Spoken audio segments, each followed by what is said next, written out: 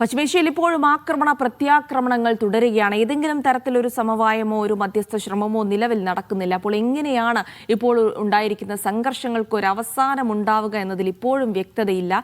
പല ഗൾഫ് രാജ്യങ്ങളിലേക്കുമുള്ള ആക്രമണം ഇറാൻ തുടരുമ്പോൾ ഇറാനിലേക്ക് അതിശക്തമായ തിരിച്ചടി നൽകിക്കൊണ്ടിരിക്കുകയാണ് അമേരിക്കയും ഇസ്രായേലും അടക്കമുള്ള രാജ്യങ്ങൾ. അതിനൊപ്പം തന്നെ ഇറാൻ ടെഹ്റാൻ അടക്കമുള്ള രാജ്യങ്ങളെ കൂടി ആക്രമിക്കുന്നുണ്ട്. അങ്ങനെ വലിയ രീതിയിലുള്ള സംഘർഷം അതിനിപ്പോഴും അയവില്ലാതെ തന്നെ തുടരുകയാണ്. നിരുപാധിക കീഴടങ്ങലല്ലാതെ ഇറാൻ മുന്നിൽ വേറെ വഴിയില്ല എന്ന US പ്രസിഡന്റ് ട്രംപിന്റെ ഒരു മുന്നറിയിപ്പ്. സിവിലിയൻ കേന്ദ്രങ്ങളെ ലക്ഷ്യമിട്ടുള്ള US ഇസ്രായേൽ ആക്രമണം കൊടും യുദ്ധക്കുറ്റമെന്ന് ഇറാന് നേരെ ആക്രമണം കടുപ്പിക്കാൻ വൈറ്റ് ഹൌസിൽ ആയുധ കമ്പനികളുടെ പ്രത്യേക യോഗം വിളിച്ച് ട്രംപ്. ഇറാൻ സംഘർഷം ആഗോള സമ്പദ്ഘടനയെ കൂടി ഉലയ്ക്കുകയാണ്. എണ്ണവില കുത്തനെ ഉയർന്നു. ഇറാഖ് ബസറയിൽ എണ്ണപ്പാടത്തും സ്ഫോടനം. ഇറാൻ ഡ്രോണുകളും മിസൈലുകളും പ്രതിരോധിച്ച് ഗൾഫ് രാജ്യങ്ങൾ. ഇറാൻ തലസ്ഥാനത്തും ഇസ്രായേൽ നഗരങ്ങളിലും വൻ സ്ഫോടന ശബ്ദം. MCA നാസർ വിവരങ്ങൾ നൽകും. നാസർ, വലിയ രീതിയിലുള്ള പ്രത്യാക്രമണങ്ങൾ ഇപ്പോഴും തുടരുകയാണ്. അതിനൊരു അറുതിയാവുന്നേയില്ല. നിലവിലൊരു മധ്യസ്ഥ ശ്രമങ്ങളും നടക്കുന്നില്ല, അല്ലെങ്കിൽ അതിനുള്ളൊരു സാധ്യത പോലും കാണുന്നില്ല. ഈ ഒരു അവസരത്തിൽ ഇനിയും വലിയ ആക്രമണങ്ങളിലേക്ക് കടക്കാനുള്ള US തീരുമാനം, പ്രത്യേകിച്ച് സിവിലിയൻ കേന്ദ്രങ്ങളെയൊക്കെ ലക്ഷ്യമിട്ട് ആക്രമണം നടത്തുന്നുണ്ട് എന്ന് ഇറാൻ തന്നെ പറഞ്ഞ സാഹചര്യത്തിൽ അപ്പോൾ ഇന്നിപ്പോൾ വൈറ്റ് ഹൌസിൽ നടക്കുന്ന യോഗമൊക്കെ വലിയ ആശങ്കയോടെയാണ് ലോകം കാണുന്നത്. വലിയ രീതിയിലുള്ള ഒരു ആക്രമണത്തിലേക്ക് ഇനിയും കടക്കുക തന്നെയാണോ അമേരിക്ക? ജിൽസി, തീർച്ചയായിട്ടും. കാരണം അമേരിക്കൻ പ്രസിഡന്റ് ഡൊണാൾഡ് ട്രംപിന്റെ ഇന്നലെ വൈകിട്ട് വന്നിരിക്കുന്ന പ്രതികരണം അതാണ് സൂചിപ്പിക്കുന്നത്. അദ്ദേഹം വ്യക്തമാക്കിയിരിക്കുന്നത് സമ്പൂർണ്ണമായിട്ടുള്ള ഒരു കീഴടങ്ങലാണ് ഇറാൻ ഇനി നടത്തേണ്ടത്. കാരണം ഇറാന്റെ വ്യോമസേനയെ തകർത്തിരിക്കുന്നു, ഇറാന്റെ പ്രതിരോധ സംവിധാനങ്ങളെ തകർത്തിരിക്കുന്നു. ഇനി ഇറാന് മുമ്പിലുള്ള ഏക മാർഗമെന്നത് കീഴടങ്ങലാണെന്ന്. പക്ഷേ ഇതിനെ ഇറാൻ പരിഹസിച്ച് തള്ളുകയാണ്. കാരണം അത്തരം സംവിധാനങ്ങളൊന്നുമല്ല. എത്ര കാലത്തേക്ക് വേണമെങ്കിലും ഈ യുദ്ധം ശക്തമായിട്ട് മുന്നോട്ട് കൊണ്ടുപോകാൻ തങ്ങൾക്ക് സാധിക്കും. അതിനുള്ള എല്ലാ സൈനിക സംവിധാനങ്ങളും ഇനിയും പുറത്തെടുക്കാത്ത നിരവധി മിസൈലുകളും തങ്ങളുടെ പക്കലുണ്ട്. അതുകൊണ്ട് ഒരു നിലയ്ക്കുള്ള ഒരു ഒത്തുതീർപ്പിനുമില്ല. ഇപ്പോൾ ഇറാന്റെ നേരെ നടക്കുന്നത് സിവിലിയൻ കേന്ദ്രങ്ങളിലേക്കുള്ള ആക്രമണങ്ങളാണ്. തെഹ്റാനിലും ഇസ്ഫഹാനിലും അതോടൊപ്പം തന്നെ കുമ്മിലും മറ്റെല്ലാ നഗരങ്ങളിലും സിവിലിയൻ കേന്ദ്രങ്ങളെ ലക്ഷ്യം വെച്ചുകൊണ്ട് ആയിരങ്ങളെ കൊന്നൊടുക്കാനുള്ള ഒരു പദ്ധതിയാണ് ഇപ്പോൾ ഇസ്രായേലും അമേരിക്കയും ആവിഷ്കരിക്കുന്നത്. പക്ഷേ രാജ്യം അതിശക്തമായി തന്നെ മുന്നോട്ട് പോകും. ഈ ക്രൂരത എന്നത് ഏറ്റവും വലിയ യുദ്ധക്കുറ്റമാണ് എന്നതുൾപ്പെടെയുള്ള കാര്യങ്ങളാണ് UN മുമ്പാകെ ഇറാന്റെ സ്ഥാനപതി ഇന്നലെ രാത്രി വ്യക്തമാക്കിയത്. അതുകൊണ്ട് നേരത്തെയൊക്കെ ഇപ്പോൾ ചൈനയുടെയും തുർക്കിയുടെയും ഫ്രാൻസിന്റെയും മേൽനോട്ടത്തിൽ ചില മധ്യസ്ഥ നീക്കങ്ങൾ നടന്നിരുന്നു.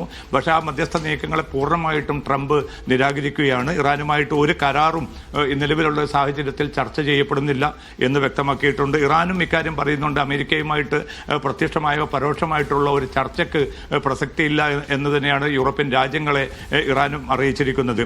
പക്ഷേ അതേസമയം ഇതിന്റെ പ്രത്യാഘാതങ്ങൾ കൂടുതൽ രാജ്യങ്ങളിലേക്ക് വ്യാപിക്കുകയാണ്. അതാണ് കൂടുതൽ ആശങ്ക സൃഷ്ടിക്കുന്നതും.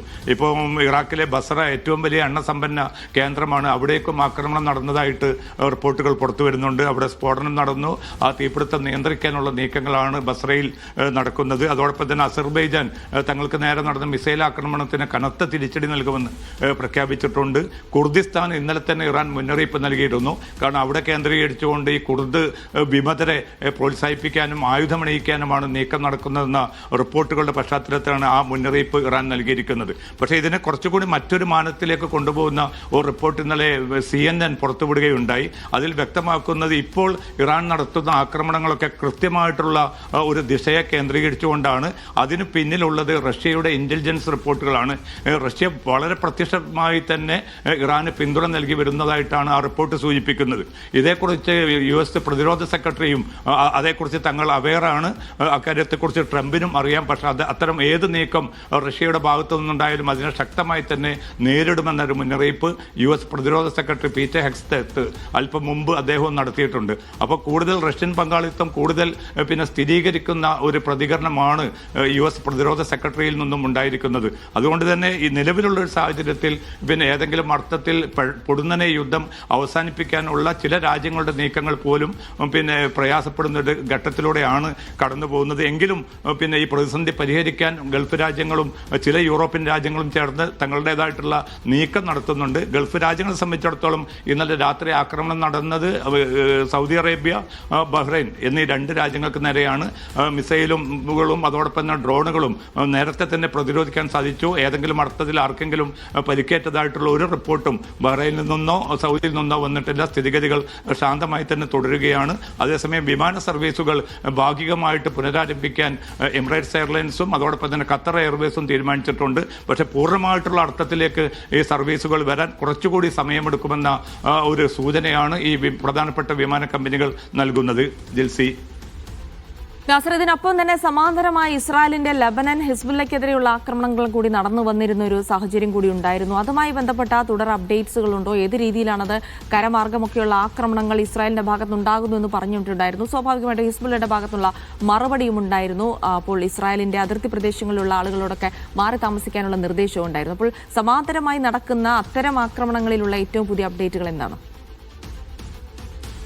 ഏജൻസി, ഏറ്റവും സങ്കടകരമായിട്ടുള്ള ദൃശ്യങ്ങൾ നമുക്ക് ലഭ്യമായിക്കൊണ്ടിരിക്കുന്നത് ആ പ്രദേശത്തു നിന്ന് തന്നെയാണ്. കാരണം പിന്നിട്ടൊരു 4-5 ദിവസത്തിനുള്ളിൽ 1.5 ലക്ഷത്തിലധികം സാധാരണക്കാരായിട്ടുള്ള ജനങ്ങളാണ് പൂർണ്ണമായിട്ടും അഭയാർത്ഥികളായി മാറിയിരിക്കുന്നത്. അവർക്ക് വേണ്ട ഒരു ബദൽ സംവിധാനം ഒരുക്കാനോ അവർക്ക് വേണ്ട ഭക്ഷ്യവിഭവങ്ങൾ എത്തിക്കാനോ പോലും നീക്കം നടക്കുന്നില്ല എന്ന പരാതി വ്യാപകമാണ്. UN സംവിധാനങ്ങൾക്ക് പോലും കാര്യമായിട്ടുള്ളൊരു ഇടപെടൽ ഇക്കാര്യത്തിൽ നടത്താൻ സാധിക്കുന്നില്ല. പല ലബനാന്റെ ദക്ഷിണ ഭാഗത്ത് മാത്രമല്ല ബെയ്റൂത്ത് ഉൾപ്പെടെയുള്ള ഭാഗങ്ങളിലേക്കും ഇസ്രായേലിൻ്റെതായിട്ടുള്ള കടന്നുകയറ്റം തുടരുകയാണ്. അതുമാത്രമല്ല അതിശക്തമായിട്ടുള്ള പ്രതികരണങ്ങളും ഈ ഹിസ്ബുല്ലയുടെയും അതോടൊപ്പം തന്നെ മറ്റ്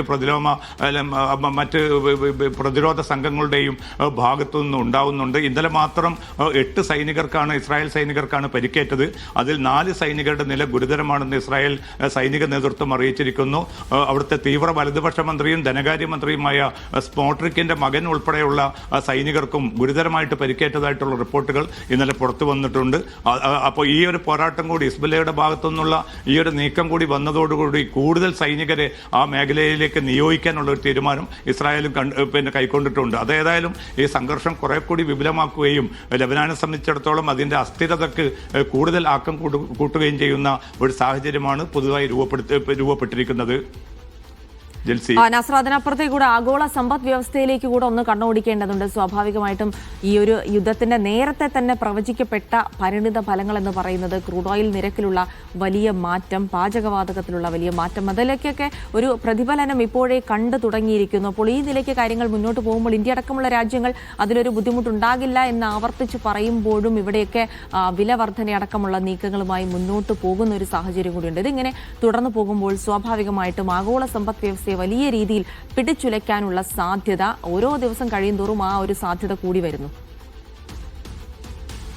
ജെർസി, തീർച്ചയായിട്ടും ഒരുപക്ഷെ സാധാരണക്കാരുടെ ദൈനംദിന ജീവിതത്തിലേക്ക് വരെ ഈ ഗൾഫ് സംഘർഷം ഇപ്പോൾ വെറും 8 ദിവസം മാത്രമേ ആയിട്ടുള്ളൂ.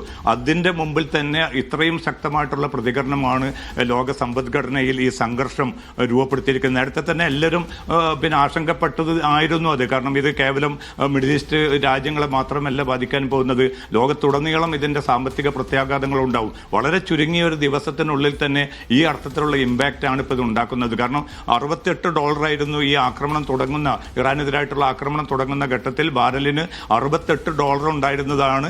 ഇപ്പോൾ 90-ന് മുകളിലേക്കാണ് ഇപ്പോൾ പോകുന്നത്.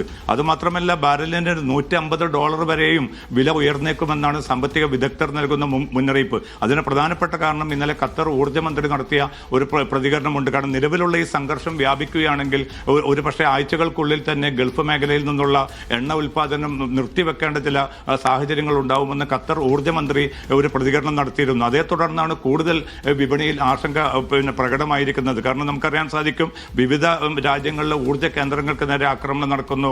അതോടൊപ്പം തന്നെ ഇറാഖിലെ ബസറ ഉൾപ്പെടെയുള്ള ഊർജ്ജ കേന്ദ്രങ്ങൾക്ക് നേരെ ആക്രമണം നടക്കുന്നു. ഖത്തറിലെ ദ്രവീകൃത ഇന്ധന ഉൽപാദന കേന്ദ്രങ്ങൾക്ക് നേരെ ആക്രമണം നടക്കുന്നു. അപ്പോൾ ഈ സാഹചര്യത്തെ ചെറുത്തിട്ടില്ല എങ്കിൽ സംഭവിക്കാൻ പോകുന്നത് അത് ലോക സമ്പദ്ഘടനയ്ക്ക്, അതോടൊപ്പം തന്നെയാണ് ഈ ഹോർമുസ് കടലിടുക്കിൽ രൂപപ്പെട്ട ഇപ്പോഴും തുടർന്നുകൊണ്ടിരിക്കുന്ന ഇന്നത്തെ ദിവസങ്ങളിൽ ആകെ 8-9 കപ്പലുകൾക്ക് മാത്രമാണ് ആ ഹോർമുസ് കടലിടുക്കിലൂടെ കടന്നു പോകാൻ സാധിച്ചിരിക്കുന്നത്. ഫ്രാൻസിന്റെ മാത്രം 60ഓളം കപ്പലുകളാണ് പിന്നെ കടന്നു പോകാൻ സാധിക്കാതെ കെട്ടിക്കിടക്കുന്നത്. ഇപ്പൊ അമേരിക്ക വാഗ്ദാനം ചെയ്തിരിക്കുന്നത് തങ്ങൾ അകമ്പടി സേവിക്കാം, ആ കപ്പലുകൾക്ക് പോകാൻ പറ്റുമെന്നാണ്. പക്ഷേ ഒട്ടും സുരക്ഷിതമല്ലാത്തൊരവസ്ഥയിൽ ഹോർമുസ് കടലിടുക്കിലൂടെ ഇറാൻ ഭീഷണി നിലനിൽക്കെ ഒരു കപ്പലും മുന്നോട്ട് പോകാൻ പറ്റാത്ത ഒരവസ്ഥ കൂടി നിലനിൽക്കുന്നുണ്ട്. അതുകൊണ്ട് എണ്ണ മേഖലയുമായി ബന്ധപ്പെട്ട പ്രതിസന്ധി മാത്രമല്ല, ചരക്ക് കടത്തും വലിയ പ്രതിസന്ധി നേരിടുന്നുണ്ട്. അത്തരമൊരു സാഹചര്യത്തിൽ സ്വാഭാവികമായിട്ടും വിലക്കയറ്റത്തിലേക്ക് കാര്യങ്ങൾ നീങ്ങും. അത് ലോകത്തുടനീളം അതിന്റെ പ്രതികരണം ഉണ്ടാകുമെന്ന കാര്യം വളരെ ഉറപ്പാണ്.